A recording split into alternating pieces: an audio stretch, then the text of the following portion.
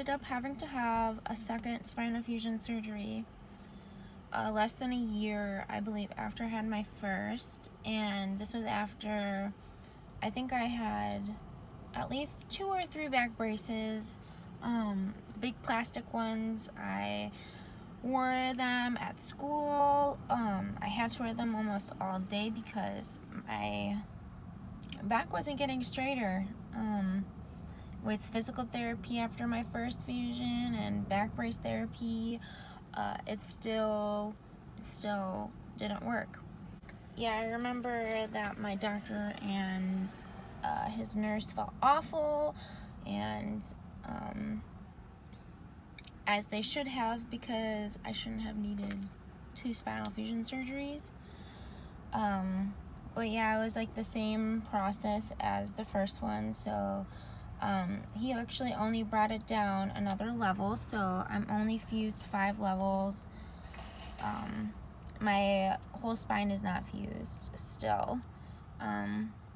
So yeah, I woke up from that surgery and I did feel a little bit better.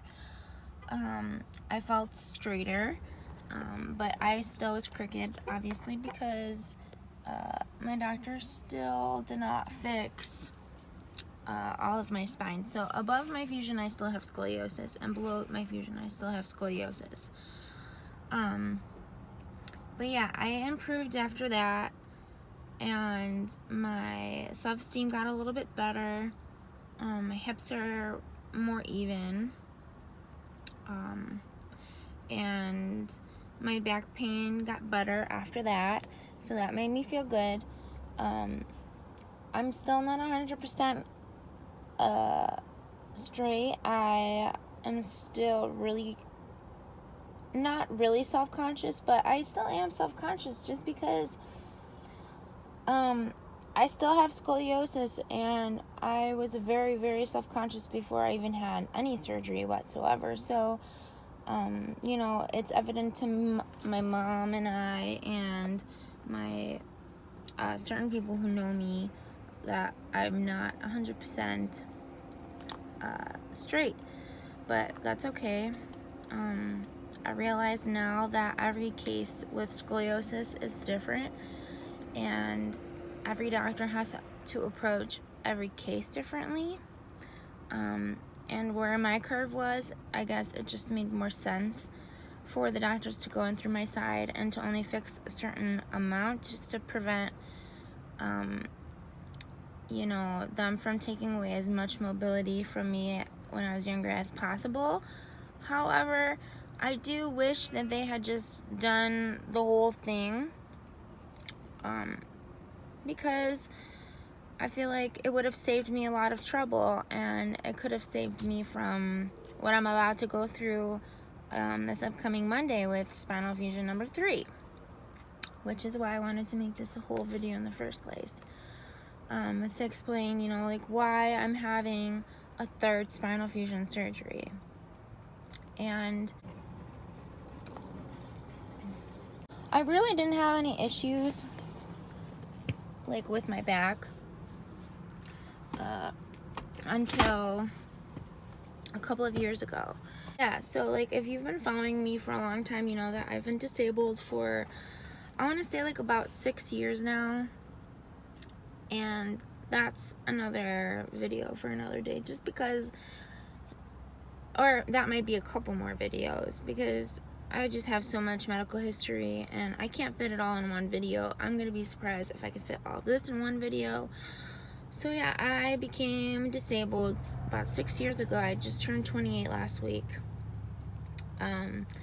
So yeah, around age 22. And I would say my back pain got worse around age 24, 25. And I went and saw a new back doctor after a falling out with the doctor that did my first spinal fusion surgeries. Well, both of my first spinal fusion surgeries, and the doctor that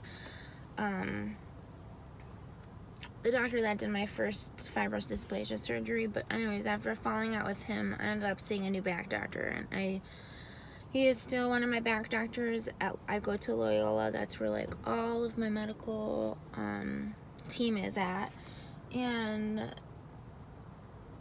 so my back pain, yeah, it started getting bad. I went and saw this doctor, and he told me that I have a bilateral pars defect, which is a bilateral fracture. It's a type of fracture in your spine. Usually happens at L5-S1, which is where it happened to me. That's where my fracture is. And it's very common in people who have had scoliosis surgery. I'm gonna turn on the car because it's fucking hot. But my gas is like really low. I wonder if I can show you. It's like super low.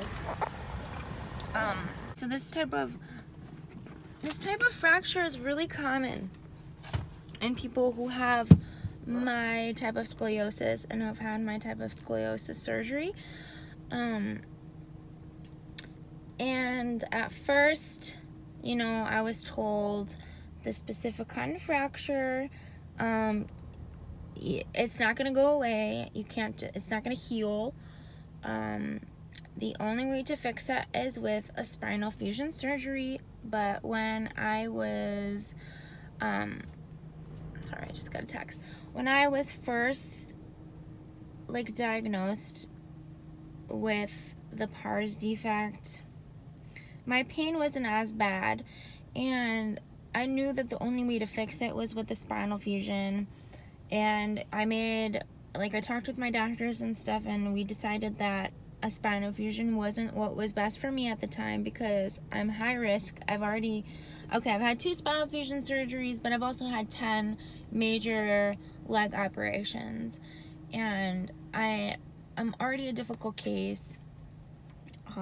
I've already had a lot of surgery, so we just decided that we're gonna do everything we possibly could to put off the inevitable, which was the inevitable 3rd spinal fusion surgery, which I'm now having on Monday. But we were able to keep the pain at bay for a while, and we're able to manage it under pain management at Loyola.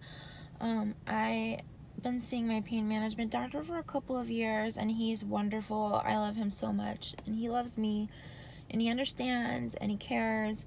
And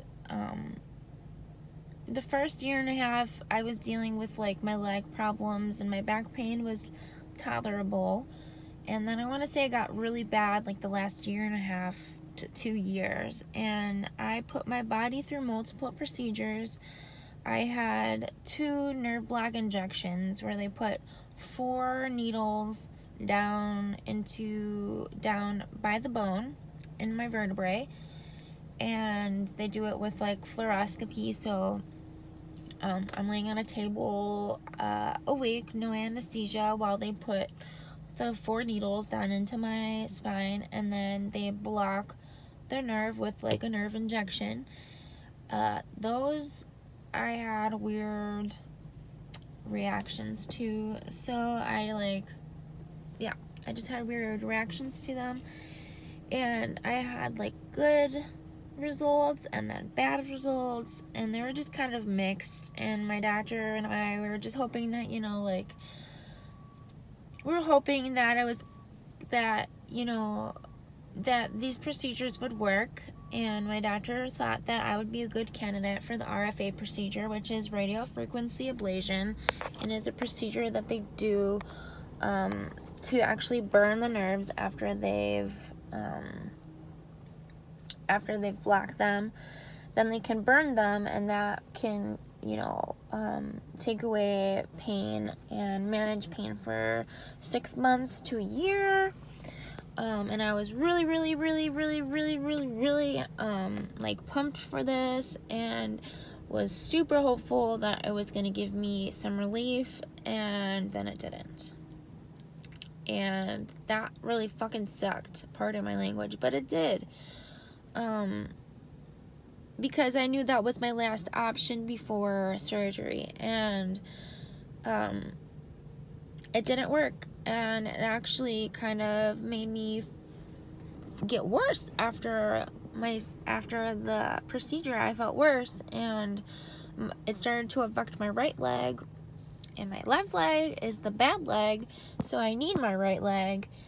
And I don't know, just like the last couple of months going back with doctors and meeting new doctors and trying to find a good doctor and find the right plan for me. But after seeing multiple doctors and getting multiple opinions and physical therapy and doing everything that doctors told me to do, I finally found a good doctor that looked at me and said, you know, it's not right that you're in so much pain. You know, like, this isn't the life that you should be living. And I agree, because when the pain is bad, it's bad. I mean, like, I can't get comfortable when I'm laying down. It hurts to move, it hurts to breathe, it hurts to cough, it hurts, just everything hurts. And I'm really scared for the surgery. At first we thought that I was gonna need this huge surgery, which I was like, I thought I was gonna need like the biggest surgery of all time, where they were gonna fuse like the rest of my lumbar spine. But then after getting some imaging done and talking with my doctor, he decided that he didn't want to go down that route, just because I'm only 28, and to fuse the rest of my lumbar spine would mean that I would lose a lot of mobility in my hips and in my back, and we just decided that that probably wasn't what was best for me. So yeah, I'm going to have just the one vertebrae that's fractured on both sides fused, and I really won't know what the recovery is going to look like, or how long the procedure is going to be, or the surgery, or how long I'm going to be in the hospital for. I don't know. Just because that's just going to depend on my body and how my body heals from the surgery. But I'm nervous. I'm really scared, because there are risks with only like fixing the one, because when you only fix one vertebrae, so in my case, I'll have to add some pictures like at the end so that I could show you what's going on with me, or you can just head over to my Instagram. It's rarebonesx, and you can see, look through my pictures. I've got x-rays in there. But the one risk with this surgery is that I'm gonna have one vertebrae in between my big fusion and then this new fused vertebrae, and that means that the vertebrae in between that's not fused is going to degenerate really fast, or a lot faster than a normal vertebrae would, because it's now got to put up with all of the pressure. You know, it's the only vertebrae that's left that's not fused, so it's going to have more pressure.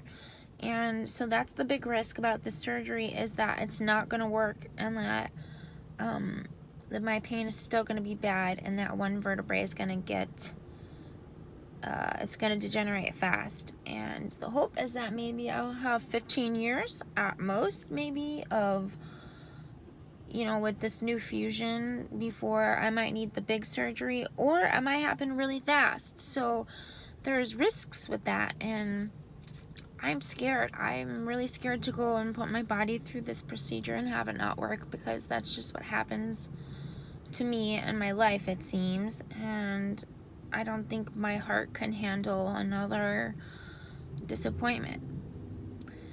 But that's pretty much what's going on. I don't know, like I said, I really don't know what's going to happen, but I plan on trying to keep everybody updated. Maybe I'll make some video vlogs or something. I want to get more into making videos and sharing about my life. Thank you for watching. Yeah, you should subscribe. All right, talk to you guys later. Thanks.